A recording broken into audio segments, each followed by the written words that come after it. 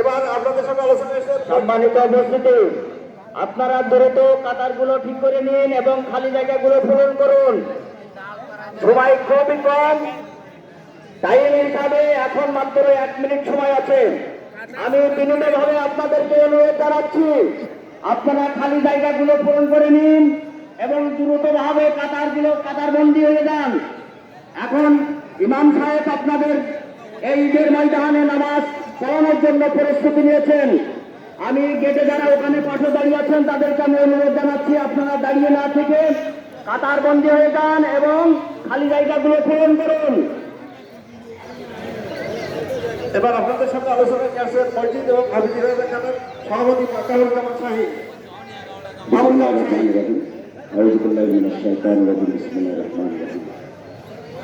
সম্মানিত মুরব্বীগণ, আজকে পবিত্র ঈদ উল আজহা উদযাপিত হচ্ছে। হবে আমরা কিছুক্ষণ বাদে আমরা নামাজ পড়ব, এরপরে যার যার বাড়িতে গিয়ে আমরা কুরবানি সম্পন্ন করব। তো আমি তার আলোকে আমি দু একটি কথা বলতে চাই। যেহেতু আমার বাবা, আপনারা তাকে দায়িত্ব দিয়েছিলেন এই ঈদগার মাঠে বা এই ইসলামী যত প্রতিষ্ঠানগুলো আছে সবই করতো উনি, দেখভাল করতো, আপনারাই তাকে দায়িত্ব দিয়েছিলেন। তো আমি মনে করি আমি তার সন্তান হিসেবে আপনারা আমার দায়িত্ব দিয়েছেন, আমি চেষ্টা করতেছি। আমার যদি ভুল টুল হয় ক্ষমা দৃষ্টিতে দেখবেন। আমি আপনাদের কাছে সবিনয় কিছু অনুরোধ করব, সেটা হলো আপনাদের সামনে আমাদের যে হেফজখানাটা আছে একটু দেখছেন, এই হেফজখানার অবস্থা খুব নাজুক, এর ভিতরে রং খুব খারাপ অবস্থা, ফ্লোর টাইলসের অবস্থা খুবই খারাপ ফ্লোর। তো আমরা ইতিমধ্যে একটা মিটিং করেছি, রঙের ব্যবস্থা আমাদের সমাধান হয়েছে, আমরা টাইলসটা করব। আসলে যারা কোরআনের পাখি কোরআন পড়বে তারা তো ওই টাইলসের পরে ফ্লোরে বসেই তো কোরআন পড়বে। যদি সামর্থ্য থাকে, আমাদের হেফজখানার হুজুর আছে, কমিটি আছে, তাদের কাছে যদি ইচ্ছাকৃতভাবে, আপনাদের কাছে কোনো জবরদস্তি নাই, যদি ইচ্ছাকৃতভাবে আপনারা কিছু টাইলস আমাদেরকে দেন, সেটা টাইলস দিলে হবে না, কারণ টাইলস তো এক কালারের করতে হবে। সেক্ষেত্রে আপনারা যদি কেউ দান করতে চান হেফজখানা উপলক্ষে, অবশ্যই আমাদের প্রিন্সিপাল সাহেব আছেন, আমাদের হেফজখানা সাহেব হুজুর আছেন, তাদের কাছে বলবেন, আপনারা তাদের কাছে দিলে ইনশাল্লাহ আল্লাহ কবুল করে নেবেন। পাশাপাশি এই ঈদ উল আজহার উপলক্ষে আর একটা প্রতিষ্ঠান সবসময় চলে, আপনারা জানেন, এতিমখানা। এই এতিমখানাটা কিন্তু সরকারি কোনো অনুদান পায় না, যতটুকু পায় খুবই নগণ্য।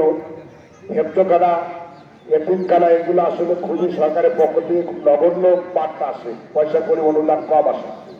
তো আমরা প্রত্যেক বছর কুরবানির যে চামড়াটা আপনাদের কাছ থেকে নিই, ছাগল এবং গরু, এই চামড়ার বিক্রয়ের লভ্যাংশ থেকে আমরা এই প্রতিষ্ঠানটা চালাই।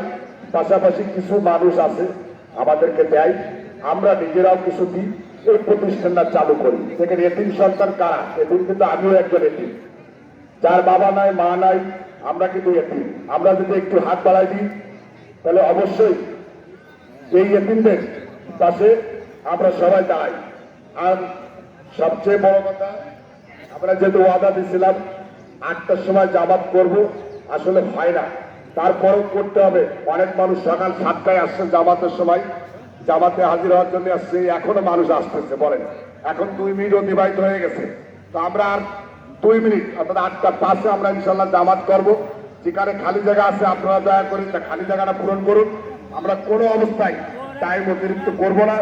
তবে পরিশেষে একটি কথা বলতে চাই যে আপনারা এই প্রতিষ্ঠানের দিকে আপনারা সবাই আন্তরিকভাবে খেয়াল করবেন, এবং যারা দেওয়ার সামর্থ্য আছে, আমাদের ঢাকাতে অনেক কর্মজীবী মানুষ আছে, আমাদের এই এলাকায় বড় বড় ব্যবসায়ী আছে, অন্তত এই প্রতিষ্ঠানগুলোর প্রতি আপনাদের একটু সহৃদয় হতে হবে, না হলে এই প্রতিষ্ঠানগুলো চালানো খুব অসম্ভব হয়ে যাবে।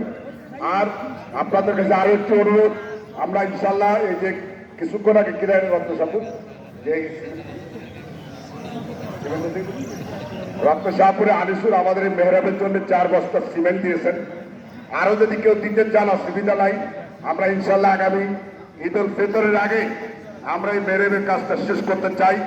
যার যা করণীয় আমরা এই টাকা রাখবেন না। জামাত আগামীতে যে টাইম দেওয়া হবে এই টাইম অনুযায়ী জামাত অনুষ্ঠিত হবে। সম্মানিত মুসলমানগণ, আমার পরিশেষে একটি কথা বলতে চাই, আমার পরিবারের জন্য দোয়া করবেন। আমার এবার আপনাদের ইমাম সাহেব কথা বলবেন।